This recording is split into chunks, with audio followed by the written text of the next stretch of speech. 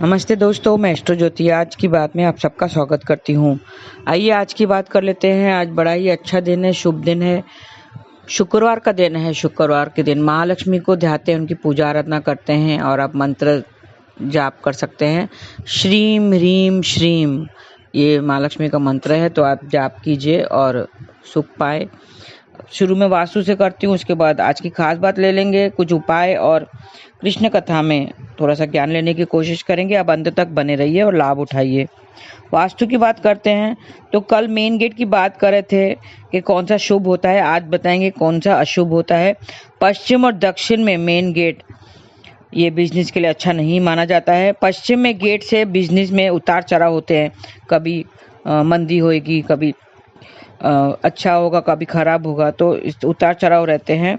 और दक्षिण में गेट में बिजनेस में हमेशा बुरा ही होता है, अच्छा नहीं होता है। तो पश्चिम और दक्षिण में मेन गेट नहीं बनाना चाहिए। ये थी वास्तु की बातें। अब योग और तिथि की बात कर लेते हैं। सप्तमी तिथि आज शाम 4:28 तक रहेगी। आज रात 9:40 तक सौभाग्य योग रहेगा। सौभाग्य योग भाग्य को बढ़ाने वाला योग होता है, जैसे नाम से ही पता चलता है। वो हमेशा जो भी काम करते हैं उसमें सफलता मिलती है। इस योग में शादी करने से भी जीवन सुखमय बीतता है। सुखमय वैवाहिक जीवन के लिए सौभाग्य योग में ही विवाह करना चाहिए। आज सुबह 10:11 तक पूर्वा भाद्रपद नक्षत्र रहेगा। पूर्व भाद्रपद नक्षत्र 25वां नक्षत्र है और इसके जातकों के देवगुरु की कृपा बनी रहती है और इसका स्वामी देवगुरु बृहस्पति है और इसका संबंध आम के पेड़ से बताया गया है। तो आम के पेड़ की आज पूजा करनी चाहिए और उसे किसी प्रकार का नुकसान नहीं पहुंचाना चाहिए। और जैसे आम का अचार, आम का पन्ना, आम पापड़, इन सब का सेवन भी नहीं करना चाहिए। और उत्तर भाद्रपद की बात करें तो उत्तर भाद्रपद नक्षत्र 26वां नक्षत्र है। इसका अर्थ है भाग्यशाली पैरों वाला और इसका स्वामी शनिदेव है। ये न्याय के देवता माने जाते हैं, कर्म फल दाता माने जाते हैं। इसके स्वामी शनिदेव है और इसका संबंध नीम के पेड़ से बताया गया है। तो नीम के पेड़ की भी पूजा करनी है और उसे किसी प्रकार का नुकसान नहीं पहुंचाना है और उसका इस्तेमाल भी नहीं करना है। और पूर्व भाद्रपद और उत्तर भाद्रपद दोनों ही नक्षत्र पंचक नक्षत्र हैं। आपको मैंने बताया था कल भी कि धनिष्ठा से लेकर रेवती तक 5 नक्षत्रों को पंचक नक्षत्र कहते हैं। इसमें क्या नहीं करना चाहिए, लकड़ी का काम, लकड़ी संबंधित काम कुछ भी नहीं करना चाहिए, तो इससे आप बचे रहें और 30 तारीख तक इसका ध्यान रखें। और आइए हम थोड़े से उपाय जान लेते हैं। आज शुक्रवार का दिन है, माँ लक्ष्मी का दिन है, उसके संयोग में आज कुछ उपाय कर लेते हैं। माँ लक्ष्मी की कमल पर बैठी हुई तस्वीर आप स्थापित करें घर में, तो जीवन में सुख समृद्धि आएगी। माँ को पुष्प चढ़ाएं, धूप दीप से पूजन करें और 1 रुपए का सिक्का मंदिर में माँ लक्ष्मी के आगे रखें और माँ लक्ष्मी की विधि पूर्वक पूजा अर्चना करें। उसी तरह रुपए सिक्के का भी पूजा अर्चना करें, सिक्के की भी उसी तरह पूजा करनी है और आज का दिन वहीं रहने दें। कल सुबह अगले दिन लाल कपड़े में बांधकर अपने पास रख दें, तो सौभाग्य में बढ़ोतरी होगी। देवी लक्ष्मी के मंदिर में शंख चढ़ाना चाहिए और छोटे से मिट्टी का कलश लें और उसमें चावल से भर दें। ढक्कन लगाकर माँ लक्ष्मी का आशीर्वाद लें और कलश मंदिर में पुजारी में दान कर दें, तो धन संपदा में बढ़ोतरी होगी। घर से बाहर जाते समय पहले माँ लक्ष्मी का प्रणाम करें और थोड़ा सा दही चीनी खाकर पानी पीकर घर से बाहर निकलें, तो हर काम में सफलता मिलेगी। आप कोई खास काम के लिए अगर बाहर जा रहे हैं तो ऐसा कीजिए, तो आपको सफलता जरूर मिलेगी। स्नान के बाद साफ कपड़े पहनकर आसन पर बैठें और माँ लक्ष्मी के मंत्रों का जाप करें। माँ लक्ष्मी का कौन सा मंत्र है, खास मंत्र है, ओम श्रीं ह्रीं श्रीं कमले कमलालये प्रसीद प्रसीद श्रीं ह्रीं श्रीं माँ लक्ष्मीये नमः।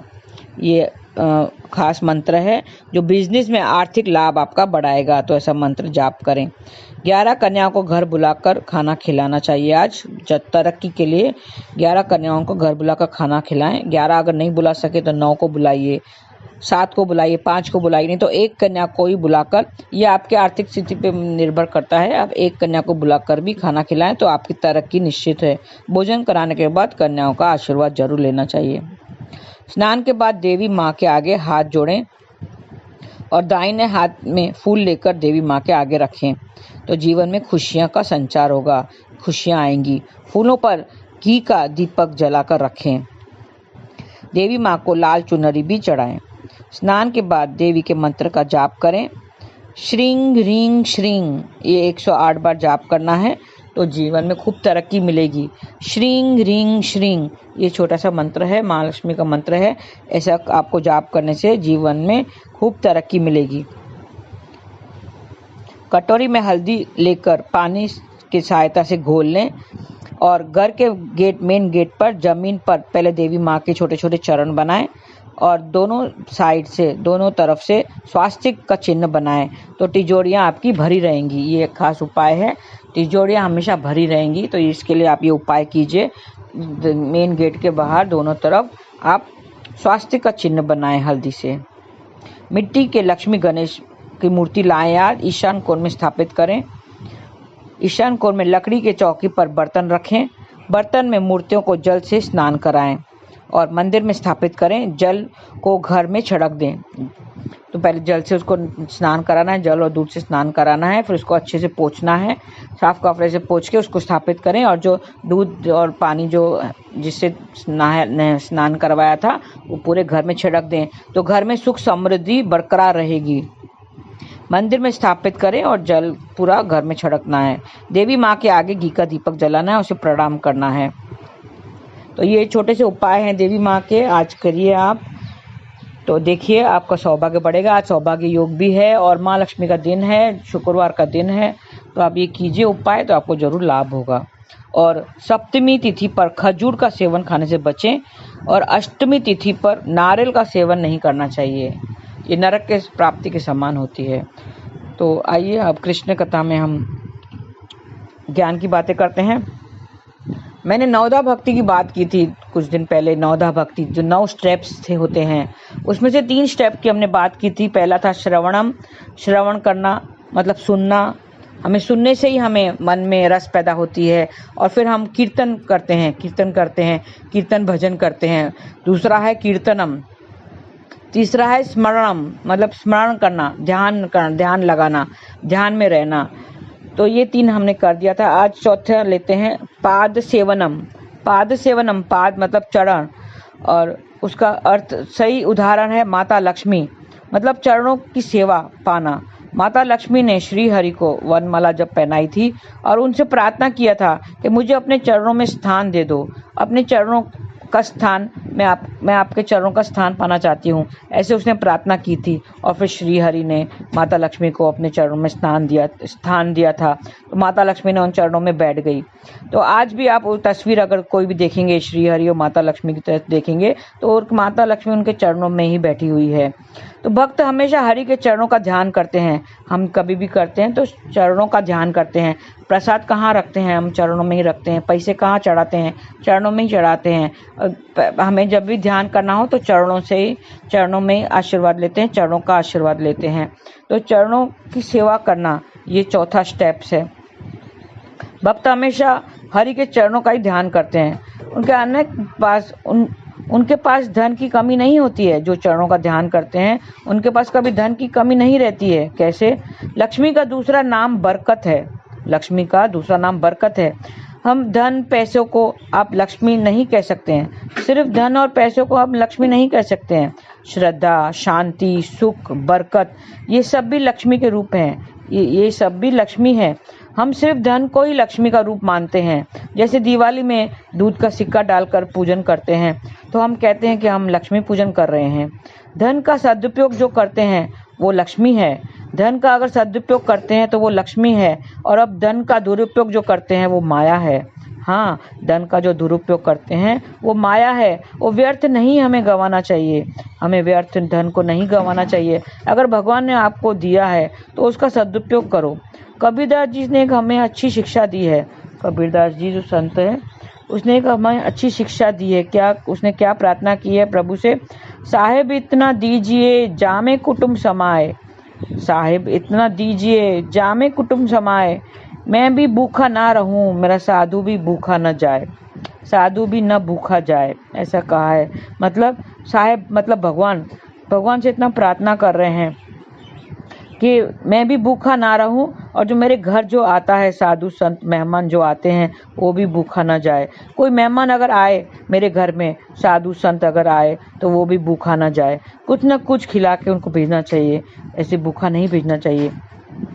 और मैं भी भूखा ना रहूं मतलब मैं भी कमज़ोर ना रहूं, शरीर से साधना नहीं होती है, भूखे पेट शरीर से साधना नहीं होती है। उनका भजन कर सकूं, आपका भजन कर सकूं, शरीर की पुष्टि कर सकूं, शरीर को जैसे शरीर चल सके तो मैं भी भूखा ना रहूं, मतलब मेरा शरीर भी चल सके। तो भगवान से इतना मांग लेना चाहिए कि साहेब इतना दीजिए जामे कुटुंब समाए, मैं भी भूखा ना रहूं, मेरा साधु ना भूखा जाए।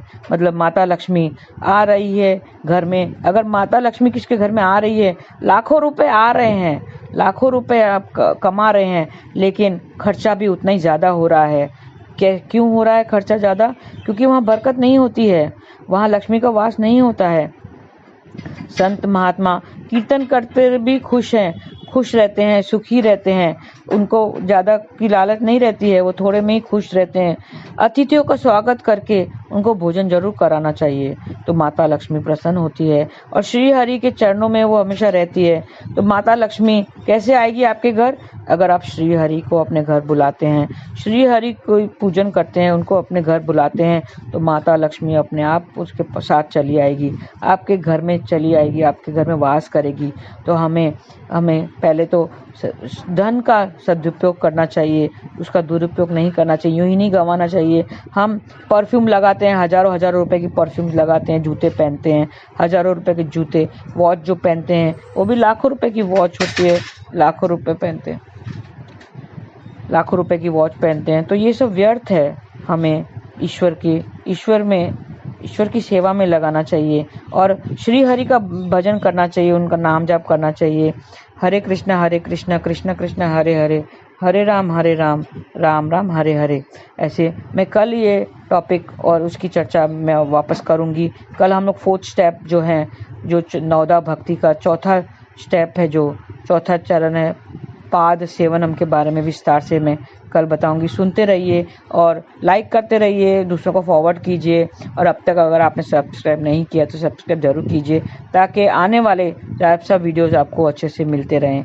और आज का दिन शुभ रहे। हरे कृष्णा।